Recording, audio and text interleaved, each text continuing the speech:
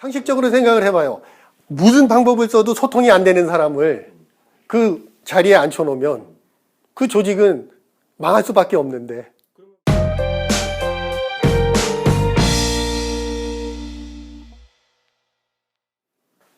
안녕하십니까. CEO 유레카 시간입니다.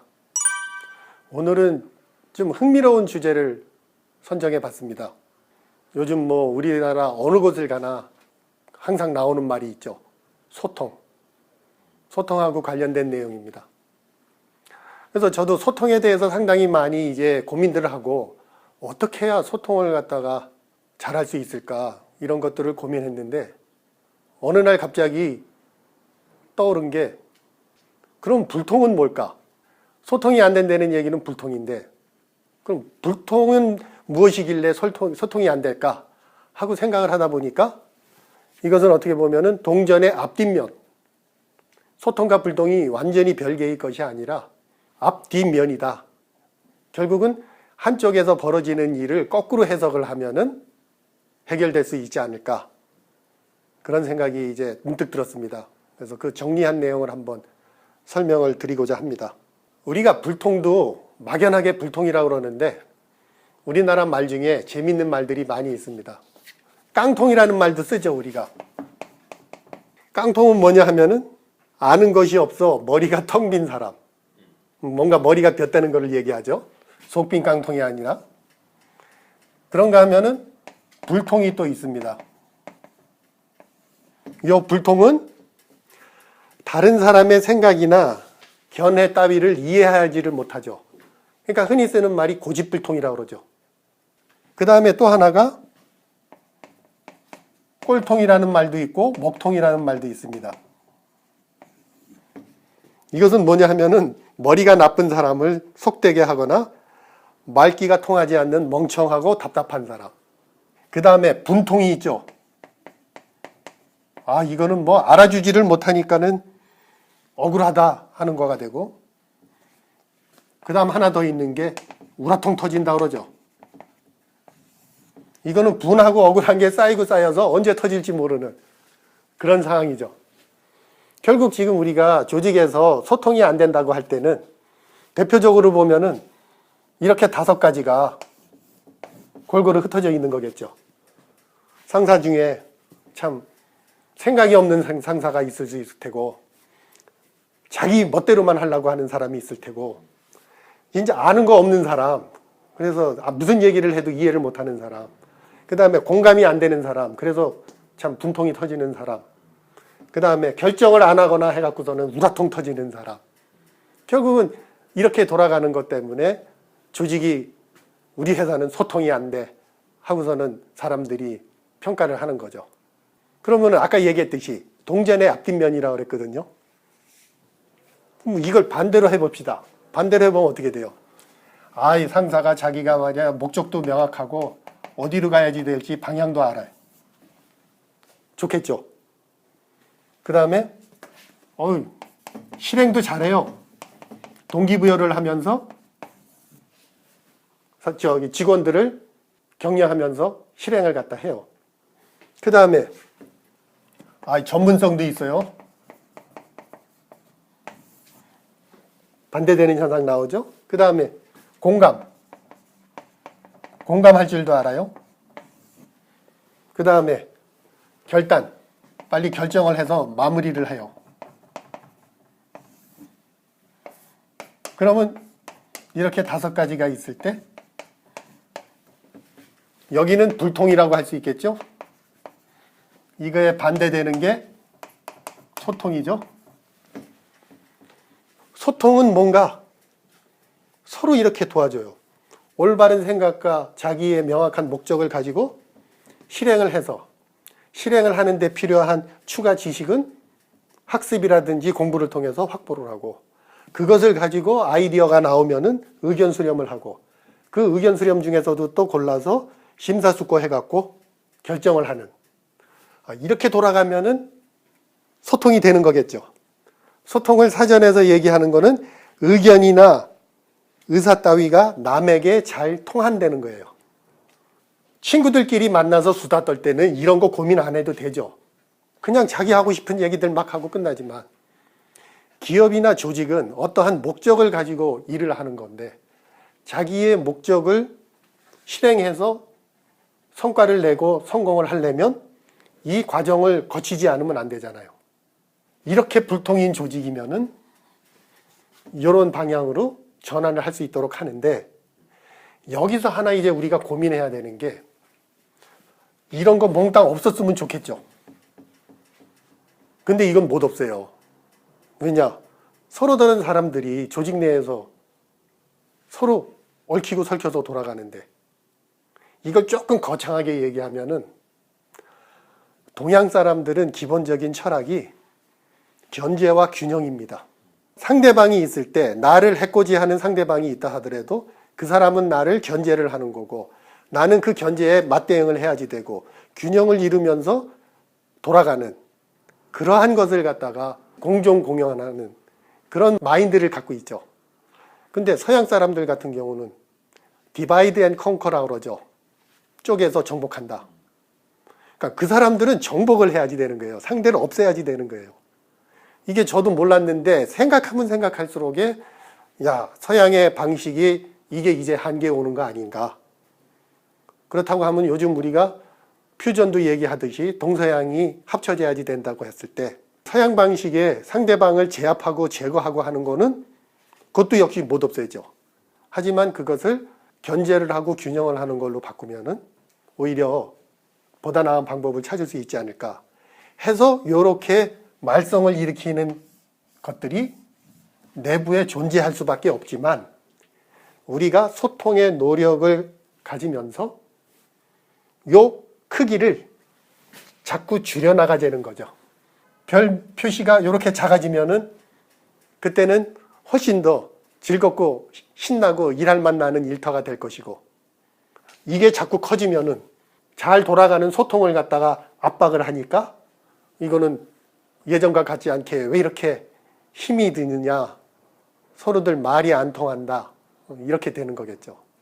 소통에 대해서 너무 소통만을 하지 말고 불통이 뭔지를 한번 찾아보고 그 불통의 반대를 생각하면서 어떻게 하면 불통을 줄일까 해서 소통의 영향력이 크도록 할까. 근데 여기서 중요한 것은 이렇게 전이돼 가는 과정에 상사들의 노력이 있어야겠죠. 요즘 그러대요. 노력이라고. 조직에서 불통이 된다, 소통이 안 된다 하는 거의 핵심은 상하 간에 발생하겠죠. 동료들 간에 발생하는 경우는 좀 드물죠.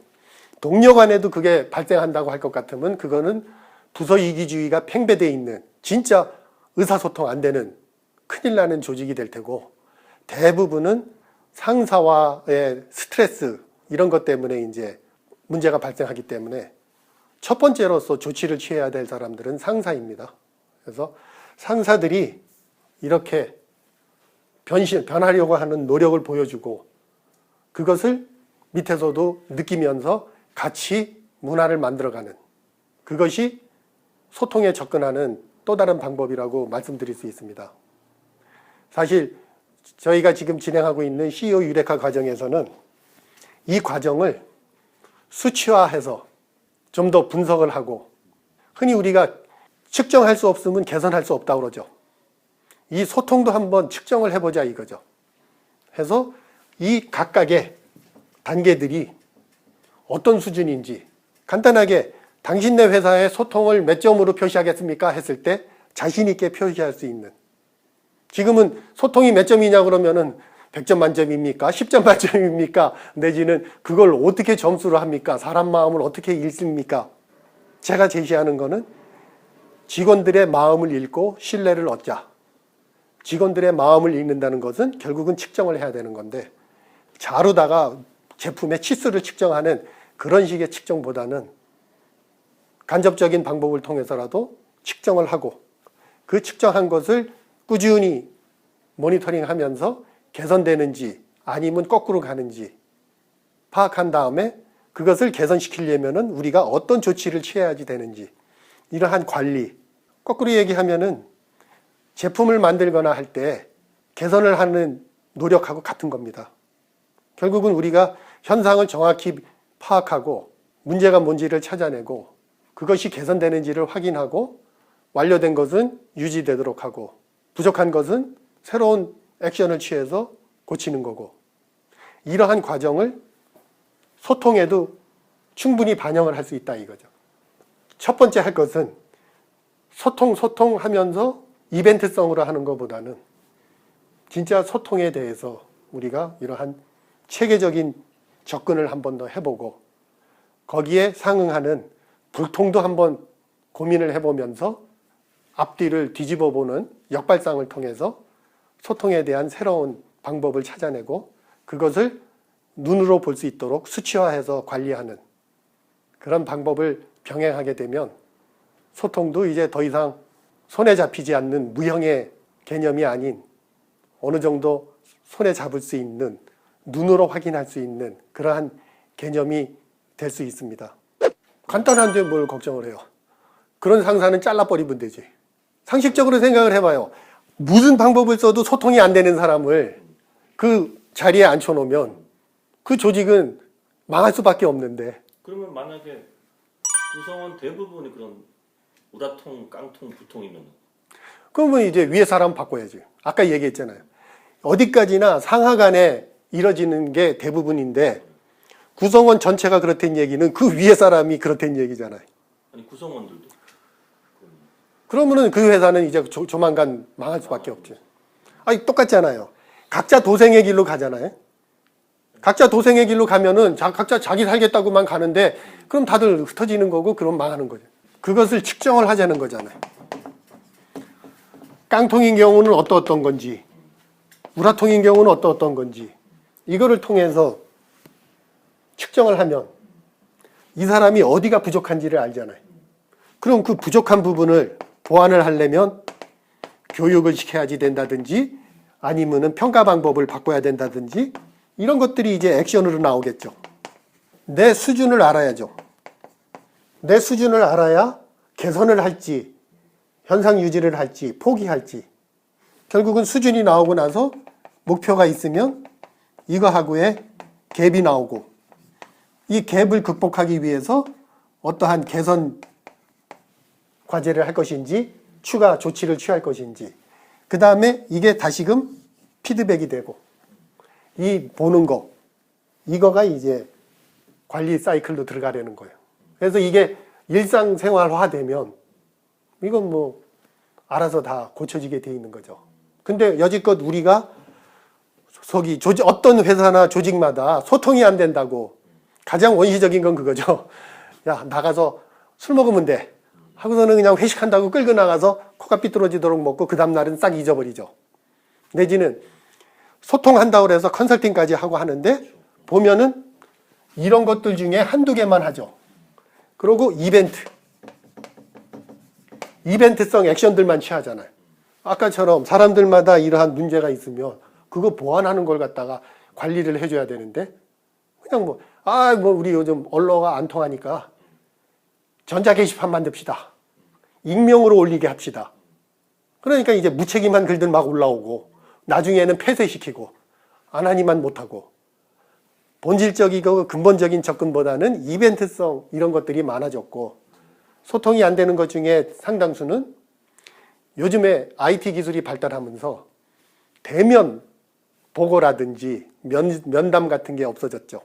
그러고서는 얼굴도 안 보고 카톡이나 이런 걸로 하려고 그러는데 오히려 이게 불통을 더 만들어내는 거죠. 그런 근본적인 것을 치유할 생각보다는 그때 이벤트성으로 소통을 해결하려고 접근했기 때문에 안 된다. 그래서 요것을 체인으로 다 얘기하는 거죠. 소통 체인. 이 중에 하나라도 끊어지면 소통 안 되죠. 두 개 끊어지면 더 큰일 나죠. 체인이 끊어졌을 때 이렇게 되는 겁니다. 좀 더 사례가 쌓이면은 다음번에는 어떤 식으로 해서 이게 소통이 진짜 눈으로 볼 수 있고 관리할 수 있는지를 시간이 되면은 설명을 해드리겠습니다. 오늘 여기까지입니다.